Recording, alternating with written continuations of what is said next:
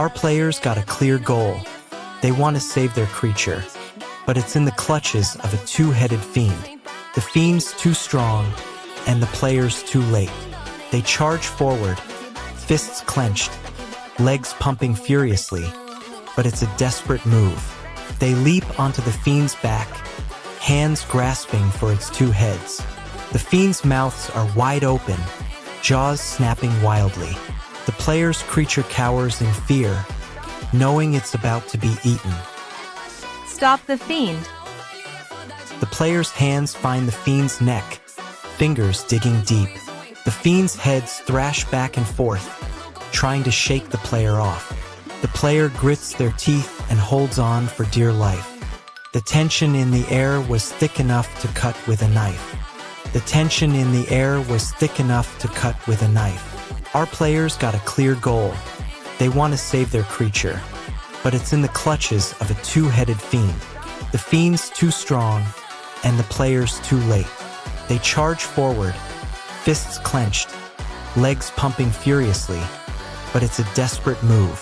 They leap onto the fiend's back, hands grasping for its two heads. The fiend's mouths are wide open, jaws snapping wildly. The player's creature cowers in fear, knowing it's about to be eaten. Stop the fiend. The player's hands find the fiend's neck, fingers digging deep. The fiend's heads thrash back and forth, trying to shake the player off. The player grits their teeth and holds on for dear life.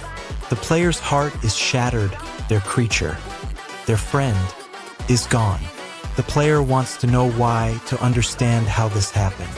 They need answers, and they need them now. The player's eyes scan the scene, searching for a clue. They spot the two-headed fiend, still reeling from the player's desperate attempt. The player's gaze lingers on the fiend's neck, where their hand once was. The player's mind reels with the consequences of their failure. The player's anger is a burning fire, consuming everything in its path. They want revenge, they want justice, they want answers. The player's eyes lock onto the fiend, and they take a deep breath. They've had enough of running, of hiding. The two-headed fiend unleashes a devastating blast, obliterating our heroes' defenses, leaving them on the brink of collapse in the face of overwhelming destruction. Our protagonist's hopes are crushed, his loved ones gone, leaving him with nothing but anger and a burning desire for vengeance that fuels his unyielding determination to fight back. As the dust settles, an ominous silence falls, punctuated only by the ominous whisper of an unknown figure watching from the shadows, poised to strike, and the faint hint of a long-lost companion's presence. Subscribe to Manwa with Hari and hit the bell so you never miss a chapter.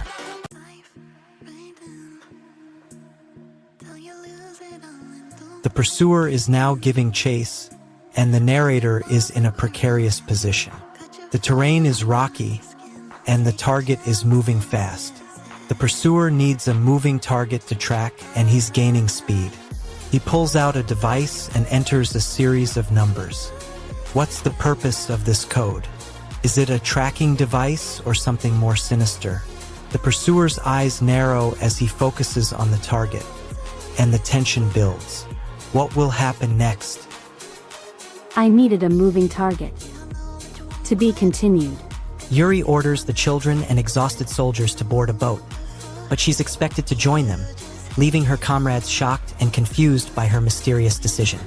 Yuri's bold move to prioritize evacuation over war strategy comes at a high emotional cost, as she's forced to confront the harsh reality of her own mortality and the weight of her responsibilities. As the boat carrying the children and exhausted soldiers disappears into the horizon, the truth about the mysterious strangers who have begun to invade the Nebula Civilization world remains dangerously unresolved, shrouded in an unsettling sense of foreboding.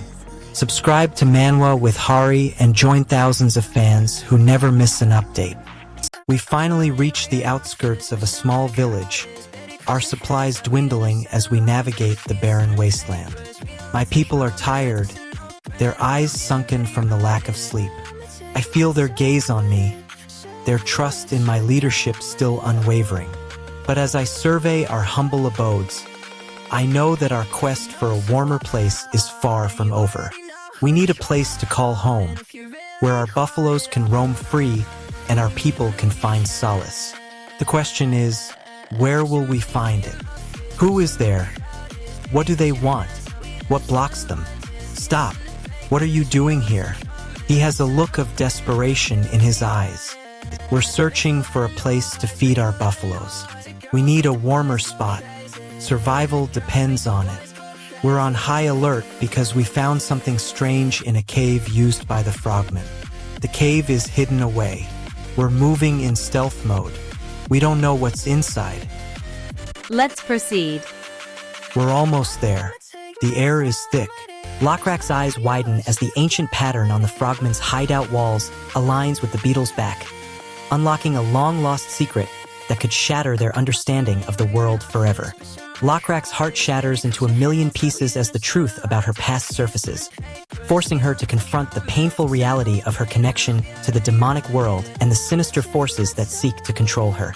As the unknown figure emerges from the shadows, Lockrak is met with a chilling message: "Welcome to the demonic world," a declaration that seals her fate and sets the stage for a desperate fight for survival. Subscribe to Manwa with Hari and hit the bell so you never miss a chapter. The contract was triggered the moment we stepped into this demonic realm, like throwing gasoline on a wildfire. We're in for a world of trouble.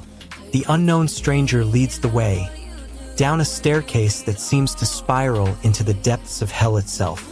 His determination is palpable. We're either getting out or we're finding something down there. We've got our choice, but I'm not sure I like either option. Our pursuers aren't far behind, and those aggressive nutria are closing in. We need to move. IWH. What's that sound? Firefly's vision starts to blur. He feels his body weaken. Something is happening in his body, something that he can't control. He looks down at his hand, and it's filled with Lockrak's trying to make sense of the situation.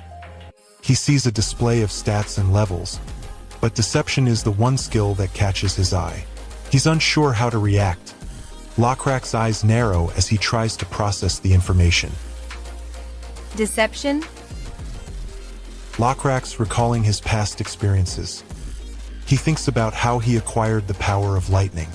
He remembers the heat and light it brought, and how it burned down his enemies. He wonders if he can tap into that power, and if the stranger's offer is genuine. I can give you that power. The key action or twist of this chapter: Lockrak is confronted by a mysterious figure demanding the truth about their intentions, sparking a potentially explosive betrayal within their group.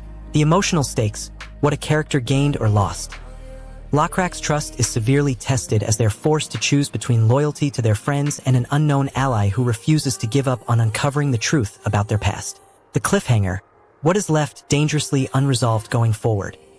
Lockrak's friend Lockrak's fate hangs in the balance as they're left trapped, cornered by the sinister figure who warns that deception will be their downfall.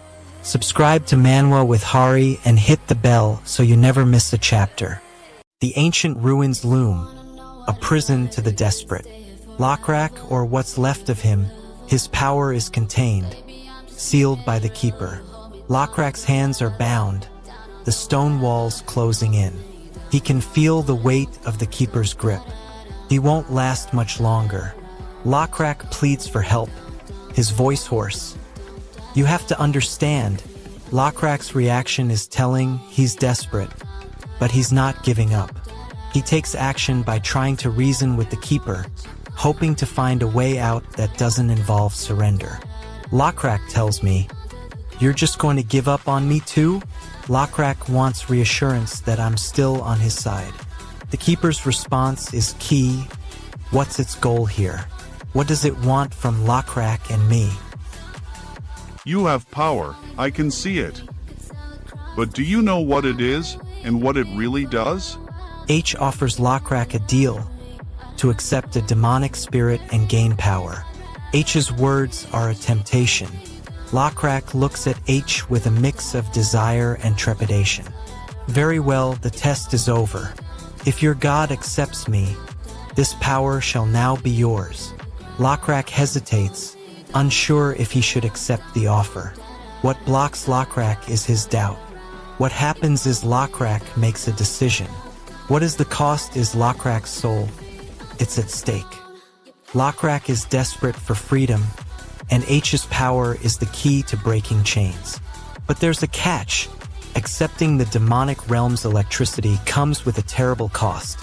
H and Lokrak assess the Knoll's chances of being Sawkate's new defense line. Lokrak dismisses them as mere vagabonds, but H's expression remains skeptical. What blocks Lokrak is his underestimation of the Knolls. What happens is H decides to let the Knolls stay, for now. What is the cost? Lokrak begins to question H's motives, and the tension between them grows.